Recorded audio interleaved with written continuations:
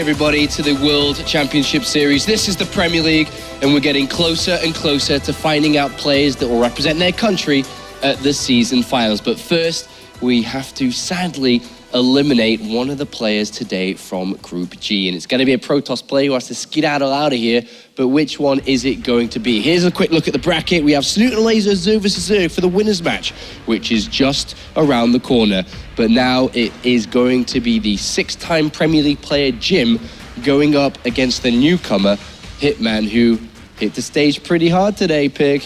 Yeah, I mean, he came out swinging, showed us a special build, and he got that win. And then he kind of went for the ultimate mind games, didn't he? And kind of just was like, I'm going to try and break my opponent's mind and do this again. And I haven't actually seen too much of Hitman's PvP, so I do have a little bit of trouble figuring out exactly what he'll do in this next match, but no doubt there'll be a Hitman twist on it, right? He's going to come in here with some special tricks prepared. I saw some of it a long time ago, and it was crazy. He was like Has level of crazy, like proxy Stargaze. Really? Like Kyle Harris is going to need to keep himself composed here. But as crazy as Hitman can be, so can Jim. I mean, Jim has been known for being a super crazy aggressive player. Is that something that we can see in Protoss versus Protoss from him today as well? I think definitely. The thing is, I'm really not sure how much information Jim has on Hitman. Nobody has too much information, so I can only believe that he, like being the player that is, and playing from a different region, it's probably pretty hard to find even any kind of VOD of Hitman. He's probably not going to know much. Does he try from there to still play streaky PvP style, or does he try to play a little bit more solid defensive to try and defend whatever is being thrown at him? I guess we'll find out. We have to find out, because sadly for Hitman, he's been able to win, Jim, he's been able to win a game in Premier League yet, and neither is Hitman, funny enough. He's won his challenger matches. Both players together have won their challenger matches, but that's it today. Yeah, these players have a long road ahead of them, and both of them have to be focused on that. Hitman here, he's coming into this, and he did take a map in that first set, but a laser just kind of found the weak points in him and ripped him apart. So he has to stay composed here. He's really got to just keep his calm.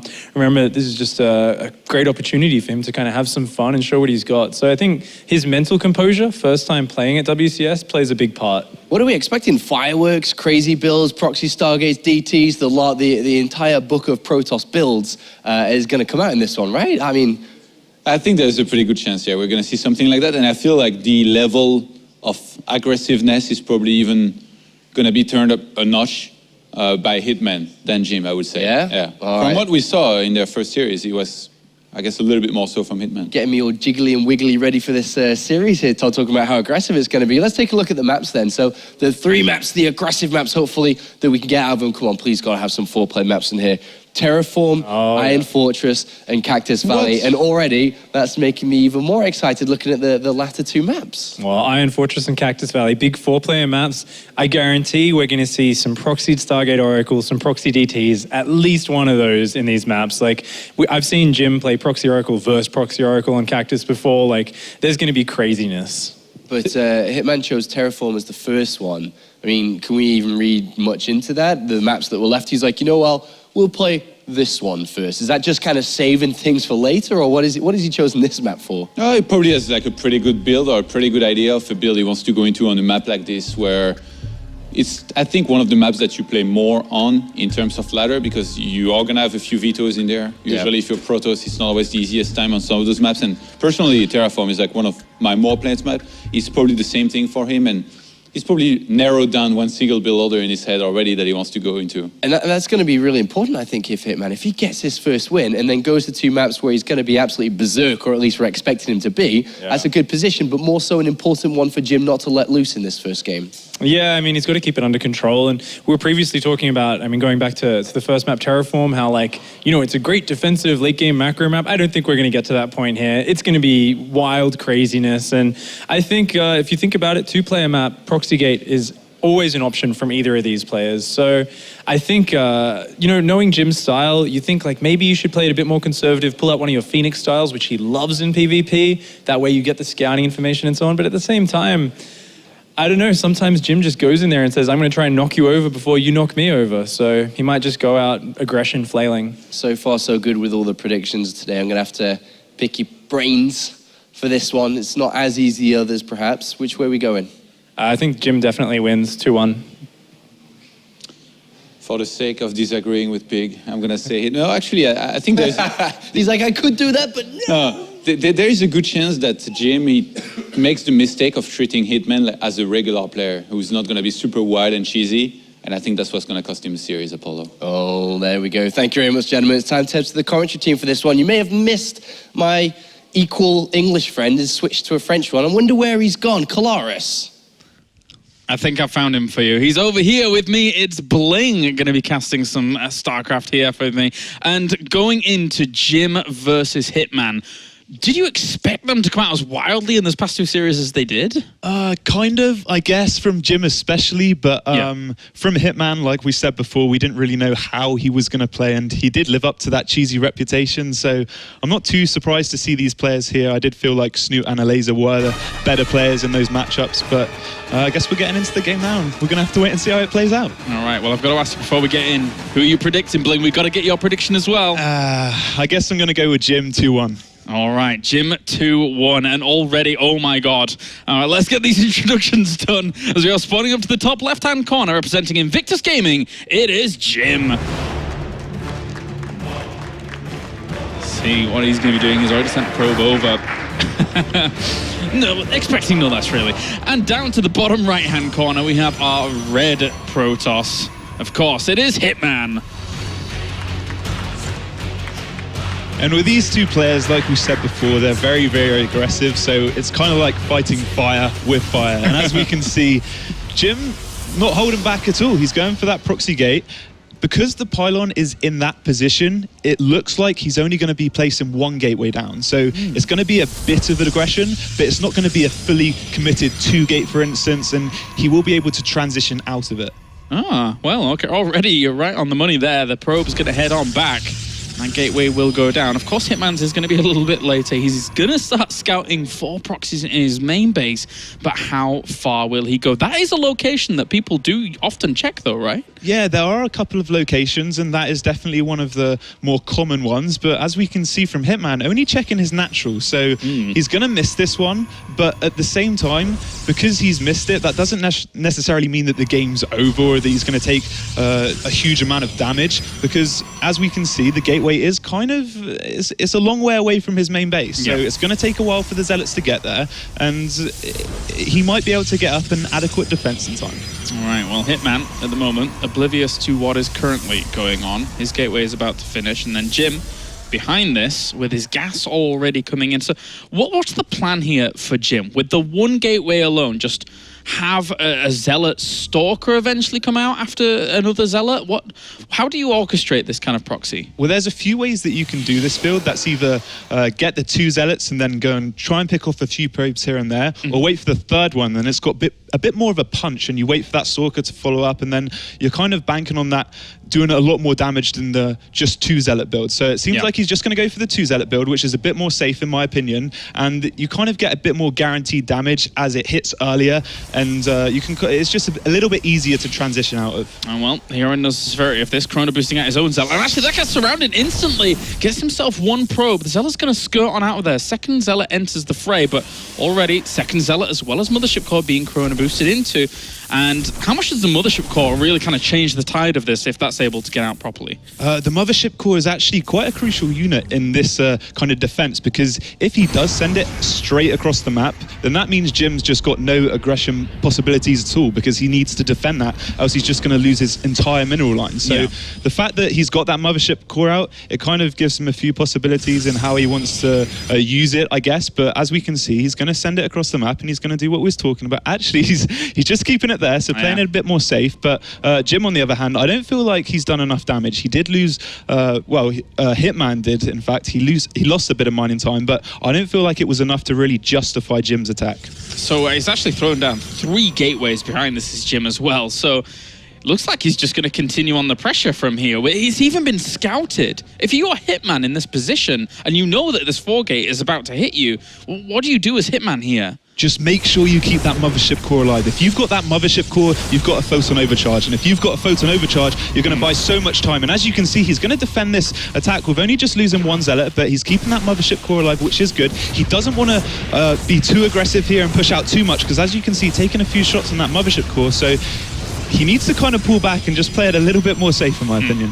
Quite the commitment here, though, already for Jim. The Mothership Core will essentially escape out, and a sentry is here, so that can buy time before any of these units try and even walk up. One of them does, and it will take a lot of damage there. No way you're going to kill that Zealot off before that Stalker dies. Likewise, he almost lost that other Stalker. The probe comes in for extra damage. Oh no, and this is kind of spiraling out of control here for Jim. Yeah, really nice to pick off those 2 Stalkers there, but as we can see, Warpgate has finished and warping in those 4 Stalkers. He has got that 1 force field, which is going to buy him a little bit of time, but it seems like Jim's really going for the aggression now. Yeah. Hitman definitely needs to keep good control on that Mothership Core, though. Yeah, needs to make sure that that stays alive. At the moment, another sentry comes out, throws down a force field here, trying to get more gateways out, and a Stargate. So that's his follow-up to try and shut this down. With 4 sentries there, he has a great opportunity. He picks off the probe, and they now do not have high ground vision. Jim is in a very, very odd spot, but how on earth did he manage to get those shots off there briefly? Yeah, and I feel like maybe the Stargate's a little bit too keen. I feel like he should make sure that he's definitely defended this attack, and as we can see, he's finally forced out the photon overcharge, so eventually that will run out, but what does Hitman really have as an army? He's got 3 sentries, 3 zealots, and he is currently boosting out that Void Ray, which will be a very good addition to his army and help him defending those Stalkers. But ultimately, I feel like if Jim just keeps warping in, he's going to have a much bigger army. He poked forwards, he saw what was warping in there from that Stargate, now knows that that is going to be quite crucial here. Getting this pylon wouldn't be too bad at all. He actually underpowers 2 of those gateways. Force fields go down, trying to lock those Stalkers in. Probes are going to come off the line as well with that photon overcharge doing damage. He knows that if he can kill off the majority of this force, he is going to have quite the strong follow-up to it. Yeah, Jim just getting a little bit too aggressive there and a bit too keen. And as we can see, Hitman just completely annihilating Jim's army. And I feel like the whole power of Jim's build is completely gone now. Focusing down even the weakened Stalkers here with the Void Ray. Being able to push Jim on back. Jim is actually going for his own Stargate himself. But by the time he gets that, an Oracle is going to be finished and over the other side of the map. Yeah, Jim's not in a great position. I feel like this is more of a desperation move. He is warping in 2 Stalkers, in fact, into his mineral line to eventually defend against that. I don't know what he's going to use that Stargate for, because when the initial Oracle from Hitman does enter Jim's base, he's going to see that Stargate. So maybe he's going to use it for Phoenixes. I'm not too sure. That could be a good addition. But yeah, Jim's definitely in a dire position right now. Well, trying to get out of this position, as we do have still Jim posing a threat towards that ramp. These 2 Stalkers could feasibly shut down this Oracle eventually, but he will take losses off of this. He will take probe losses. The Oracle's going to be able to get away and then come back and fight another day, as at the front he has to be very, very careful to keep the rest of his army alive. Yeah, Hitman kind of winning on both ends here, and that Oracle did stay alive, still pushing back this army, and again, he might actually lose that Void Ray. Okay, so he does keep it alive, but like I said before, he did keep that Oracle alive. But one thing to note as well, he didn't actually scout Jim's Stargate, and Jim is actually going for a Phoenix, so he's just going to play the safe route and pick off that Oracle eventually, but no actual defense in Jim's mineral line. He's going to take a few more losses here. Getting some probes once again. The Phoenix will eventually come along to shut this down. That's when the Oracle just goes into suicide mode, gets as much as it can, and in total, 25 workers against 17 at the moment, with 10 kills. So, and the Nexus is down much, much earlier. Surely all Jim can do at this point is try for some very aggressive move himself, but it looks like he's just breaking down the rocks and might go for an expansion. This is... Yeah, I feel like Jim probably knows against 2 Void Rays and that Sentry and Zealot count, he's never going to break him. So if he did have any chance in this game, it's going to be playing a macro game. But as we can see from Hitman, he's going for a macro game himself. So Hitman's just ahead in every way right now. Yeah, that is definitely true. And he's moving into an assault position himself. So maybe it would have been wise for Jim to have a few more units out, even from the Stargate, from anything here at this point. Because the 2 Void Rays are really going to pack a punch. What is his army standing at the moment? Only 5 Stalkers against a 3rd Void Ray that will be over there eventually as well. Oop, a little bit of an overextension though with the Void Rays alone. They will charge up, they'll turn around onto those Stalkers, and I'm not sure I was going to be able to shut this down, as the 2nd Void Ray, well, one of them did die off. Those Void Rays just need to be on the sentries, Stalkers even. Once they bring those down, it'd be fantastic, but they're going to go for the Phoenix first. That force field seals all of these units in. That's GG. Hitman will take game number 1 after a fast and furious one there. Yeah, Fast and Furious, I guess, kind of as everyone expected, and they definitely delivered. Jim, I really wasn't expecting that. I was probably expecting that more from Hitman to open up with that kind of build. But yeah, as we can see, Jim not holding back, and it didn't really pay off for him that game. Bit of a tough spot there to be in for Jim, as now he's 1 game away from elimination here in the World Championship Series. Going up against someone like Hitman. I mean, both of these players, do you anticipate them even knowing too much about each other in their play styles? Well, after the series that Jim played against Snoot, I don't feel like he'd done too much research. So against a player like Hitman, where no one can really do any research, I don't feel like they're really playing against the player. They're just playing against the matchup. They're playing PvP. That's all they're doing right now. Yeah. And Jim staying true to himself. Hitman, yeah, it seemed like he was actually going for more of a conservative build. He didn't seem like he was wanting to be too aggressive, but obviously that was because he initially saw those 2 early zealots, extra early zealots, in fact, from Jim. So maybe that did make him change his kind of decision or what he wanted to do in that game. So I guess we'll have to see on Iron Fortress, where this map is actually usually a little bit more random than Terraform because of that 4-player spawn position. Are there other things that you can see, like, for example, in these aggressive styles, like proxy Stargates? Can they come into play on this map, or is it more trying towards a macro focus here? So many things are possible on this map. There's proxy Stargates, proxy DTs, early gateway rushes. Obviously, there's not going to be a proxy 1 gate like we just saw because of the spawn positions. But yeah, anything's kind of possible on this map. Stargate is kind of more common, if not. I've played against Stargate a lot on this map. I've done Stargate a lot on this map. So it's definitely more of the go-to builds in my opinion, but yeah, literally anything is possible. All right, well, we're getting into it. Game number 2 here. Iron Fortress, as Jim 1 game away from being sent home, as he needs to try and represent China as strongly as possible here in this group, but so far we've had a bit of a hard time. Down to the bottom right, it is our blue Protoss representing Invictus Gaming. It is Jim. Got it all to work for now. 1 more game stands between him and elimination. And spawning up to the top right-hand corner, we have our red Protoss. It is Hitman.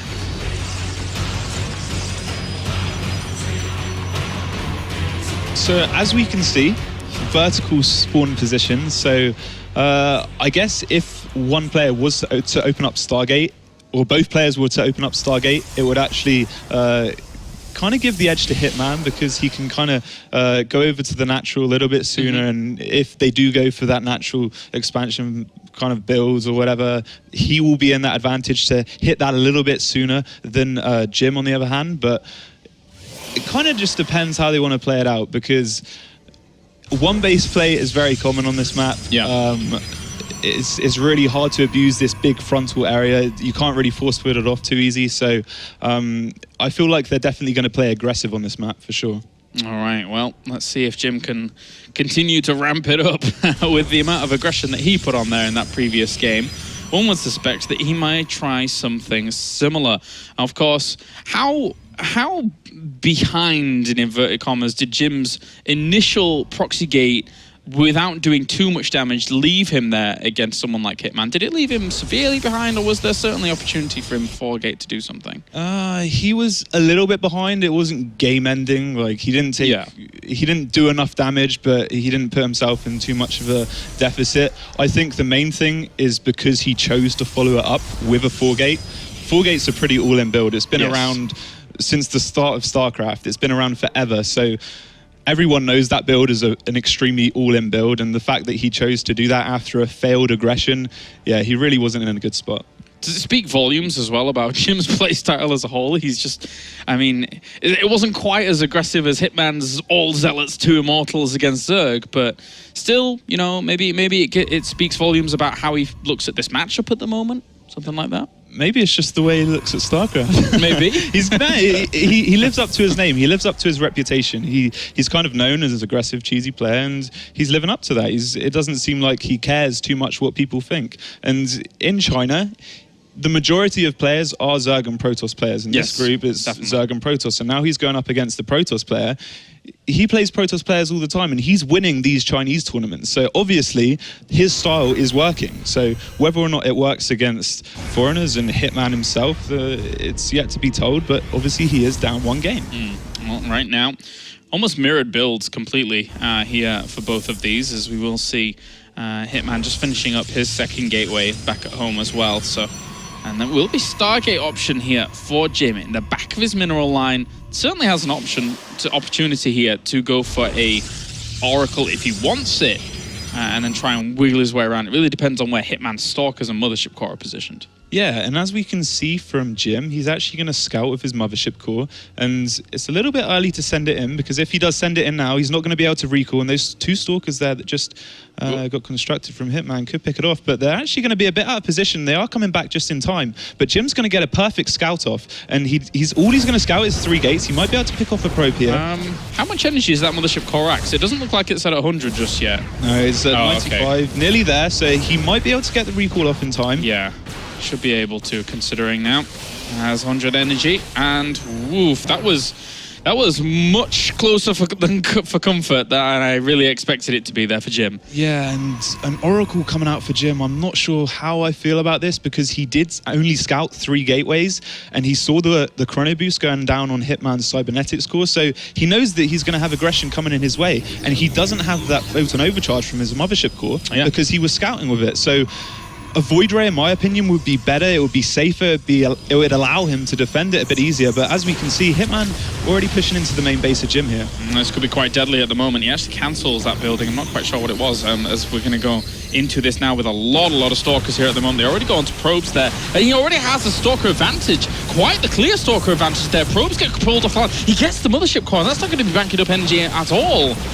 He's going to try and trade off against this. Still, he does have this advantage. The probes are still there to try and battle against it. But it's so many Stalkers here for Hitman. The Oracle over the other side has to do huge damage if it's even there. Yeah, and it's not going to be able to because of that photon overcharge. And there we go. It's got 2 kills, but he's not really paying attention to it. And now it's going to nearly die. He does manage to keep it alive, but he's dying at home. Yeah, more Stalkers going to be warped in. Wants to really save that one Stalker, doesn't manage to though, but still 7 Stalkers against 3. More probes going to die off. Another Stalker is going to fall here for Hitman, but he keeps trading. He keeps doing very well with this, and every time this goes down, Jim is losing more and more economy, and he's going to underpower one of these gates. Yeah, he's only going to have 2 gateways powered now. He's down to 15 workers against 22 of Hitman, and Hitman actually picking off that second. And if he gets that, it's going to be lights out for Jim. Oh no, he can't really do anything. That last Stalker, even Micro, to kill off that pylon. He has no way to warp in any more units. Jim, this is a disaster of a WCS round of 32 for him,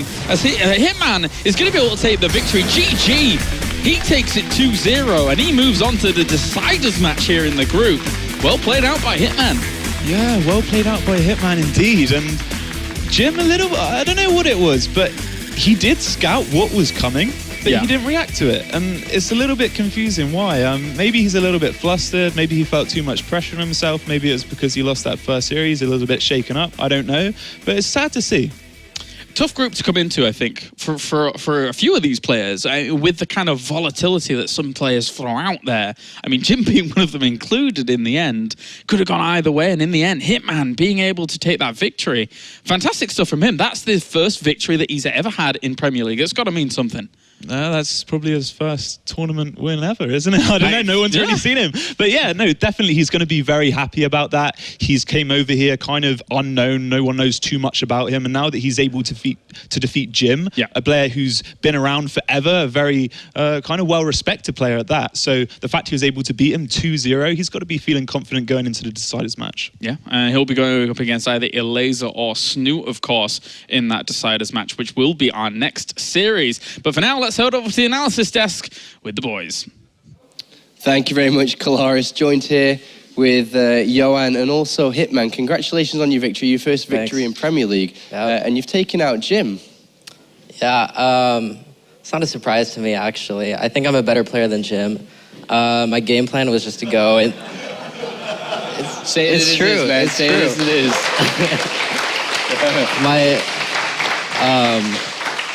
My game plan was to go into it playing Blink, and I knew he was going to cheese me, so I think Blink is good versus all-ins, so I think as long as I hold his all-ins, I could beat him in a straight-up game. I wonder, in map number 1, he went for the proxy. As soon as you saw that, like you consider yourself a pretty cheesy player, so I'm sure you got a lot of experience doing that proxy yourself. Were you immediately confident you were going to be able to hold? I thought he was going to proxy me in the first game, so I built a Zealot and didn't cancel it because right when I saw a Zealot, I knew it was a proxy. And obviously I play that build a lot, so I know exactly how it plays out. So I actually didn't play too well. I got supply blocked on 25 supply, which I think you noticed. Couldn't build my Stalker, so that put a damper on things, but I still was able to pull it out. How was it for you traveling over here? I mean, this is the first time you've played in anything like this ever before. Yeah, no one even knew what you looked like coming into this. Was it a little bit nerve-wracking traveling this far and, you know, playing in front of an audience and on stage? Yeah, kind of. The audience wasn't as big as I thought it would be, but it's still kind of nerve-wracking. Obviously, it's my first time. But I don't think it affected my game too bad. Yeah, I played all right. You look good. I have to ask these questions. I don't know if anybody at home noticed, or maybe some of you in the audience noticed. First of all, you don't have a mouse pad. What's that about? I just don't play with a mouse pad. He's got a mouse just on the table. I used to play, like, until like 2 weeks ago, I played with like the standard like Microsoft mouse, you know, like the white one with like the gray like scroll wheel. Got the ball inside still. Yeah, I played like on a laptop until like 5 months ago. Like I just got new gear. And you have a wireless keyboard. Is there anything wrong with that? You got a wireless keyboard. Is it reliable? Does it work for you? Works fine. All the time? No, Yeah. Never cutouts, nothing? It's been perfect. Wow, Didn't you just watch the series? I know, I did. I'm It's the very future, surprised. Apollo. It's the future. Just no mouse pad and a wireless keyboard. I don't know if anyone picked that up, but that's remarkable. Let's look forward then. Decide a match. You're playing for a position in Poland. It's obviously going to be a very, very big match. You've played a laser once today. Who would you rather play? Would you like to play him again, or would you prefer Snoot? And how comfortable are you with either choice? It's about the same either way. Zerg's pretty strong. I'm not too good against Zerg, but hopefully I'll have some all-ins prepared for whoever comes out on top.